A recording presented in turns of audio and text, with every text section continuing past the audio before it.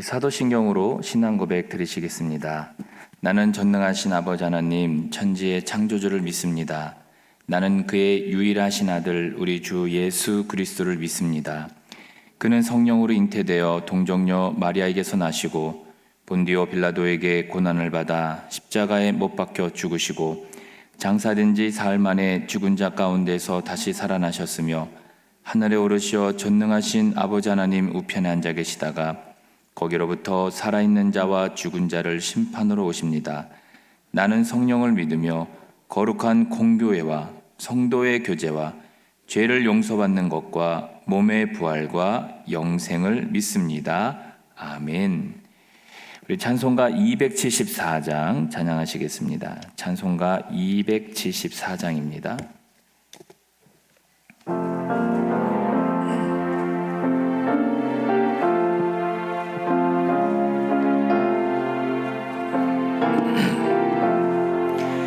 나 행한 것 죄뿐이니 주 예수께 비옵기는 나의 몸과 나의 마음을 깨끗하게 하옵소서. 물 가지고 날 씻든지 불 가지고 태우든지 내 안과 밖 다 닦으사 내 모든 죄 멸하소서. 내 얻은 눈 밝히시니 참 기쁘고 고마우나 그보다 더 원하오니 정결한 마음 주옵소서. 물 가지고 날 씻든지 불 가지고 태우든지 내 안과 밖 다 닦으사 내 모든 죄 멸하소서. 정결한 마음 그 속에서 신령한 빛 빛이 오니 이러한 마음 나 얻으면 눈까지도 밝으리라. 물 가지고 날 씻든지 불 가지고 태우든지 내 안과 밖 다 닦으사 내 모든 죄 멸하소서. 못된 행실 다 고치고 다 버려도 주 앞에서 정결하고 자랑치는 못하리라. 물 가지고 날 씻든지 불 가지고 태우든지 내 안과 밖 다 닦으사 내 모든 죄 멸하소서. 아멘. 네, 우리가 함께 오늘 봉독한 하나님의 말씀은 말라기 2장 17절에서 3장 6절까지의 말씀입니다. 말라기 2장 17절에서 3장 6절까지의 말씀입니다. 우리 한 절씩 교독하시고 마지막 절은 함께 봉독하시겠습니다. 너희가 말로 여호와를 괴롭게 하고도 이르기를 우리가 어떻게 여호와를 괴롭혀 드렸나이까 하는도다. 이는 너희가 말하기를 모든 악을 행하는 자는 여호와의 눈에 좋게 보이며 그에게 기쁨이 된다 하며 또 말하기를 정의의 하나님이 어디 계시냐 함이니라. 만군의 여호와가 이르노라. 보라, 내가 내 사자를 보내리니 그가 내 앞에서 길을 준비할 것이요 또 너희가 구하는 바 주가 갑자기 그의 성전에 임하시리니 곧 너희가 사모하는 바 언약의 사자가 임하실 것이라.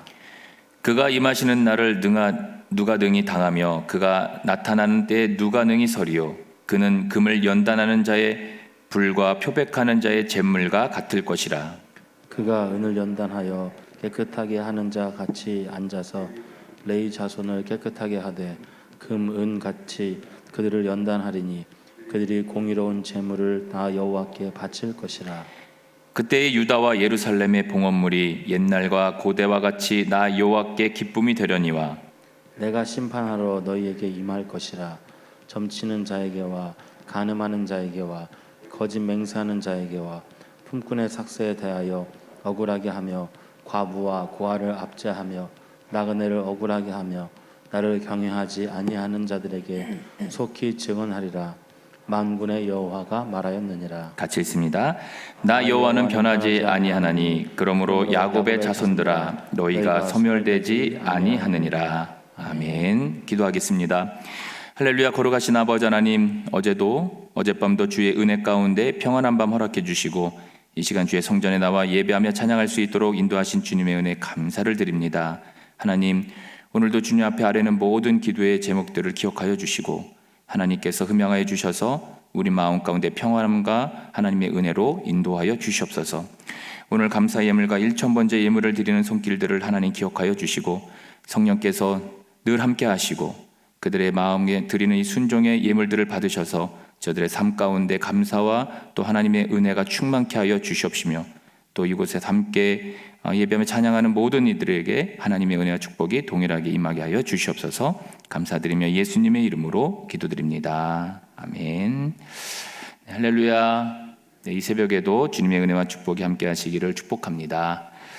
네, 소청 광고 먼저 드리겠습니다. 우리 문기붕 안수 집사님 부친 되시고요. 정미자 권사님의 시부이신 문공희 성도님이 수요일 날 소천을 하셨습니다. 화요일 날 수천하셨습니다. 그래서 입가는 오늘 오전 11시고요. 발인은 목요일 내일 28일 오전 11시입니다. 우리 문기붕 안수 집사님은 7남전도회고 정미자 권사님은 15여전도입니다. 구역은 2교구 25구역이고요. 조문 예배가 있습니다. 빈소가 서산중앙병원 장례식장인데요. 그래서 오늘 오후 2시에 있습니다. 그 교회에서 1시에 출발을 합니다. 그래서 함께 조문하실 분들은 1시에 교회에서 출발하니 오셔서 함께 출발하시면 되겠습니다. 네, 할렐루야. 우리가 말라기 이제 2장 17절에서 이제 3장 6절까지 하나님 말씀을 봉독했습니다.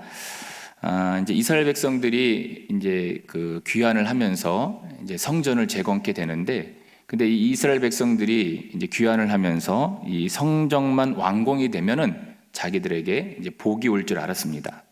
그런데 이제 약속대로 이제 복이 오지 않는 거죠. 이제 그러다 보니까 하나님이 계획하신 복과 이제 이스라엘 백성들이 생각하는 이 복에는 차이가 굉장히 컸던 것을 알 수가 있습니다. 그래서 이렇게 표현할 수가 있는 거죠. 이제 예수 믿어도 별거 없네. 이제 이들 사이에서 이런 생각이 드는 겁니다. 그리고 지금으로 말하면 뭐 취직하러 다니는데 또 일을 해야 되는데 잘 안 되고 또 미래가 불확실하고 진짜 교회 나가도 별거 없네 라고 하면서 이 이스라엘 백성들 안에서 이런 어떤 의문들이 이제 생기게 된 겁니다. 결국 그 의문이 뭐냐면 하나님 한 분으로는 충만하지 않다라고 하는 생각이 그들 이제 생각에 이제 뿌리가 내려지기 시작한 겁니다. 그래서 이 사람들이 이제 하나님 한 분으로 안 되겠네라고 하면서 했던 행동이 뭐냐면 그 당시 이제 가나안 문화에 이제 기웃거리기 시작한 겁니다. 이제 가나안 문화에 기웃거렸다는 게 뭐냐면은 이참에 신 하나를 더 섬길까?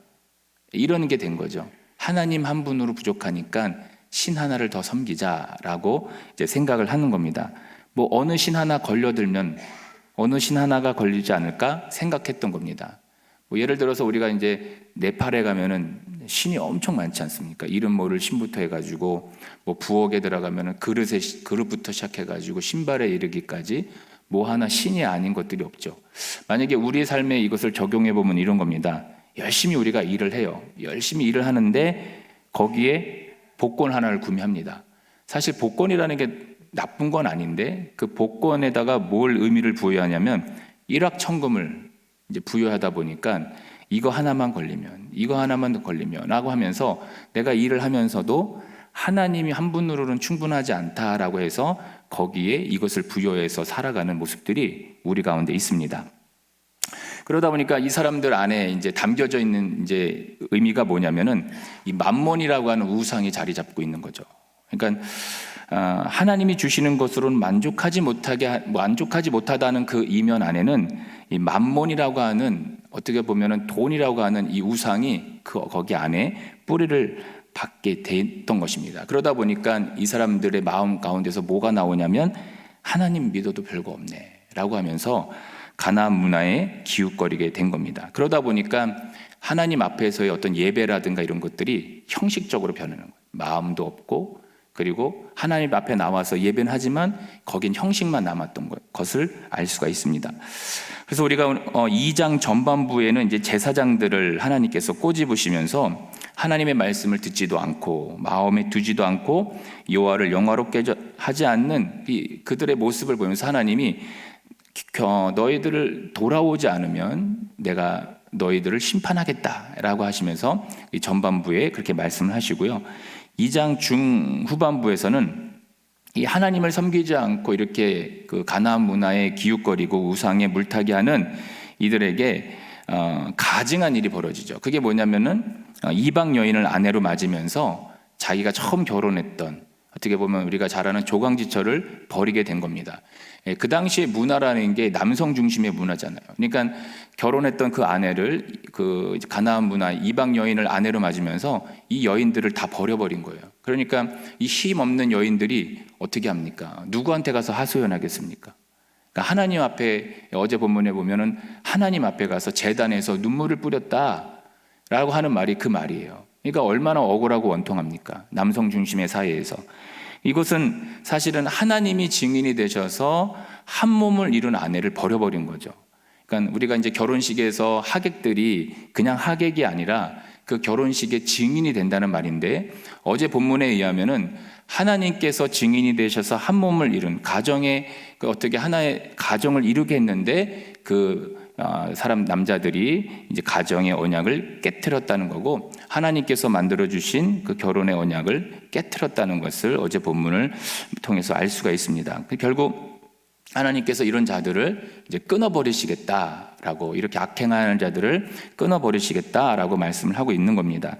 자, 오늘 본문에 와서 이제 17절을 보게 되면은 이렇게 말씀을 하죠. 너희가 말로 여호와를 괴롭게 하고도 이르기를 우리가 어떻게 여호와를 괴롭혀 드렸나이까 하는도다. 이는 너희가 말하기를 모든 악을 행하는 자는 여호와의 눈에 좋게 보이며 그에게 기쁨이 된다 하며, 또 말하기를 정의의 하나님이 어디 계시냐 함이노라.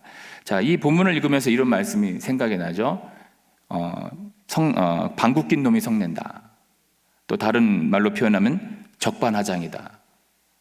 그러니까 잘못한 사람이 오히려 지금 하나님 앞에 화를 내고 있는 격이 됩니다. 그러니까 이들이 말하는 지금 요지가 뭐냐면 이거예요. 하나님, 세상이 도대체 왜 이 모양입니까? 행악자들이 잘 먹고 잘 사는 이런 것이 가당키는 합니까?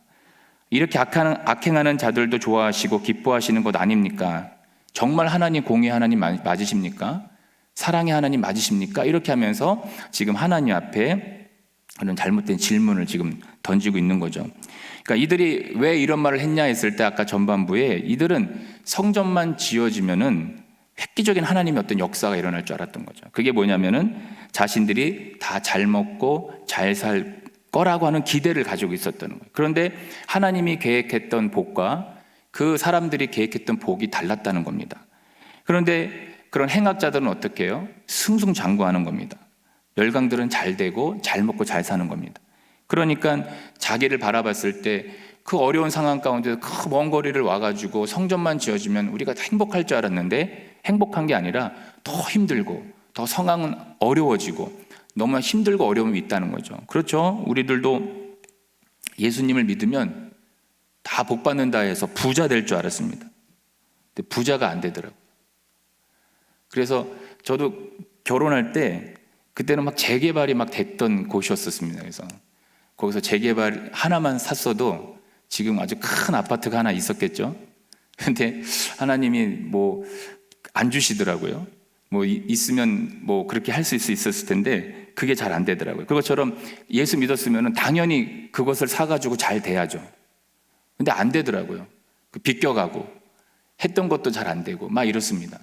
그럼 이 본문의 말씀에 의하면 잘 돼야 되는데 잘 안 된다는 게 그런 상황인 거예요. 그런데 그렇다고 하더라도 하나님을 어떻게 보면은 더 마음에 두고 하나님의 말씀을 내 안에 두고 그 하나님을 의지해서 살아가야 되는데 이 사람들은 자기들의 어떤 행복 그리고 자기들이 어떤 잘 되는 거에 초점을 맞추다 보니까 그 성전만 지어주면 잘 될 줄 알았는데 안 된다는 거예요. 그래서 우리들도 그럴 수 있습니다. 하나님 믿으면 복 받겠지 했을 때 다 부자가 될 줄 알았는데 부자가 되지 않는다는 겁니다. 그래서 사람은 어떻게 보면은 마음에 있는 것을 말로 표현하는 거예요. 지금 내가 어떤 상태인지 내 믿음이 어느 정도인지를 내 말로 표현한다는 겁니다. 우리가 마태복음 12장 34절 이에 가면은 예수님이 이런 말씀하시죠. 독사의 자식들아 너희가 악하니 어떻게 선한 말을 할 수 있느냐 이는 마음에 가득한 것을 입으로 말한다 라고 말씀하고 있는 겁니다.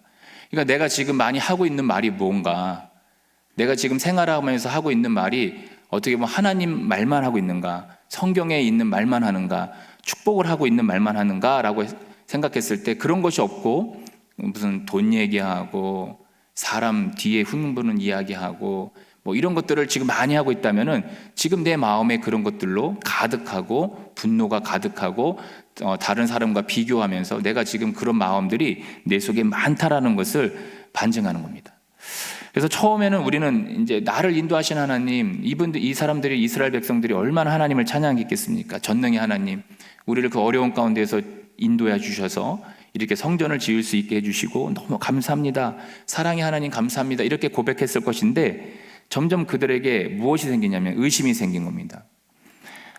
처음에는 믿었지만 자신의 어려운 처지로 말미암아서 이 마음속에 하나님 한 분만이면 되나?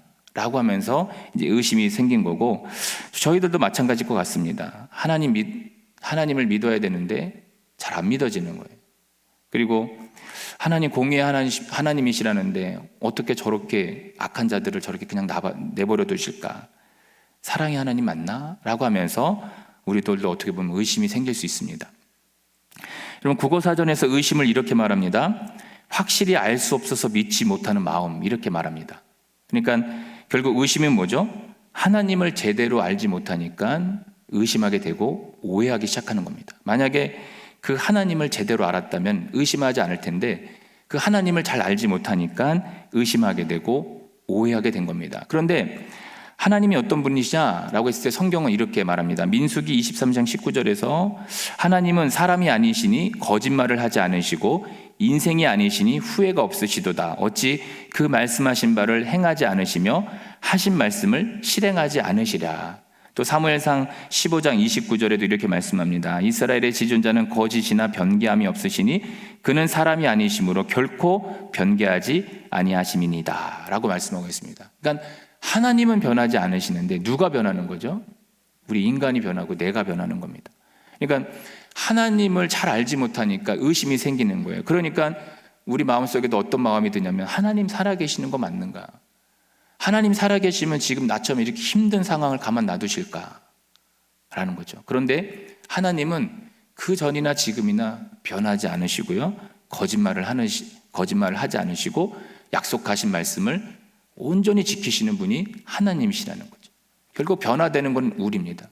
그러니까 내가 변화되지 않고 의심이 생기지 않고 오해하지 않으려면 그 하나님의 말씀을 바로 알아야 되죠. 그 하나님의 말씀이 내 안에 담겨져 있을 때, 그 하나님의 말씀이 나에게 있을 때 그 하나님을, 공의 하나님을, 사랑의 하나님을 진짜 믿는 겁니다.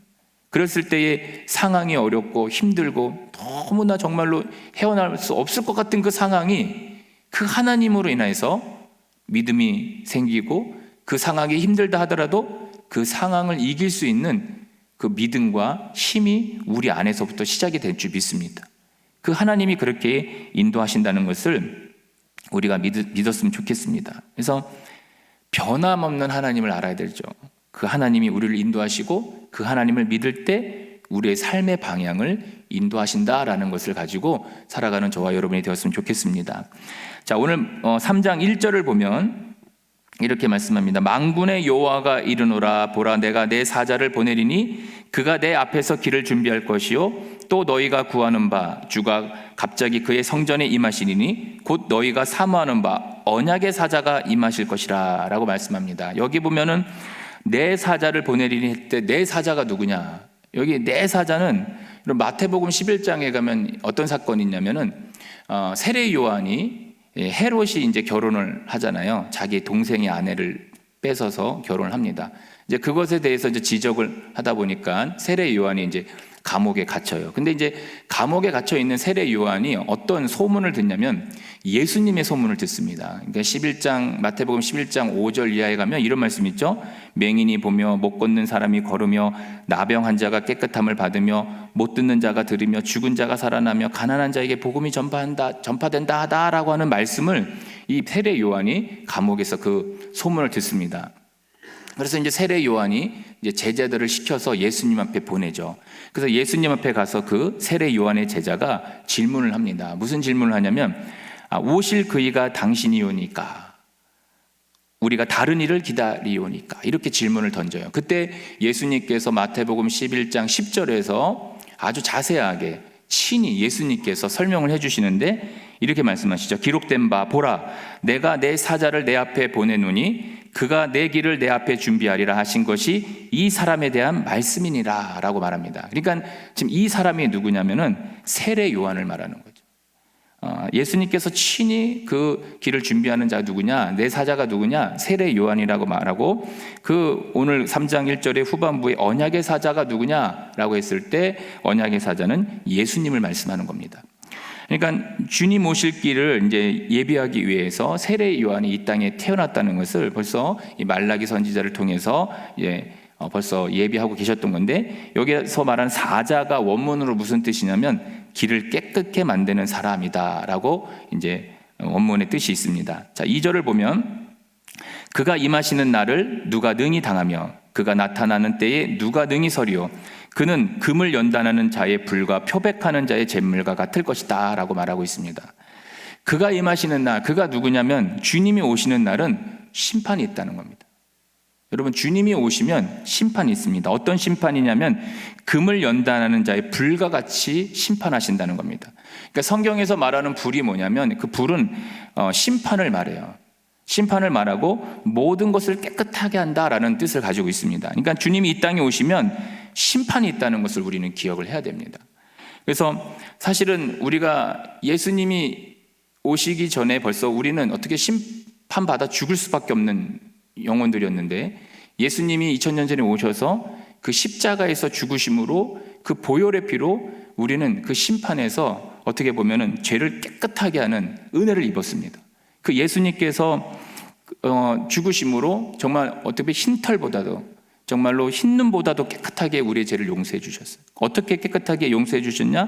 오늘 본문에 표백하는 자의 잿물과 같을 것이다 라고 말씀하시는 것처럼 이 표백하는 잿물같이 깨끗하게 양털처럼 흰 눈처럼 깨끗하게 해주신다라는 거죠.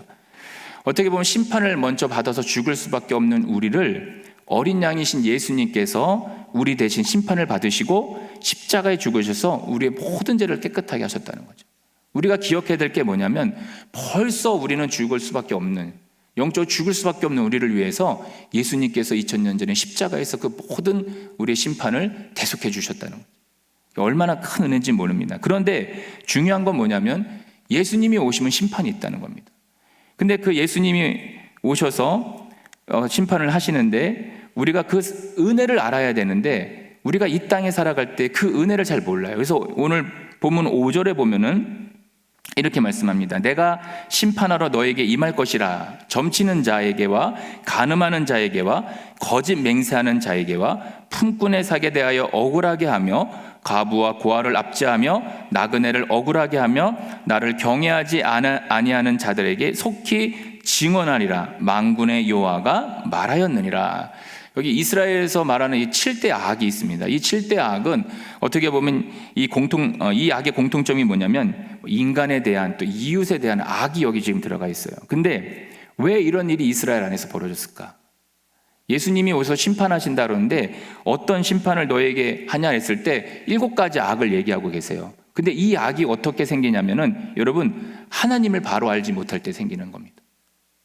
하나님을 바로 알지 않으니까, 하나님을 마음에 두지 않으니까, 하나님을 바로 깨닫지 못하니까, 하나님을 경외하지 않으니까, 하나님을 공경하고 두려워하는 마음이 없다 보니까 이런 죄악들이 이스라엘 안에서 벌어진 겁니다.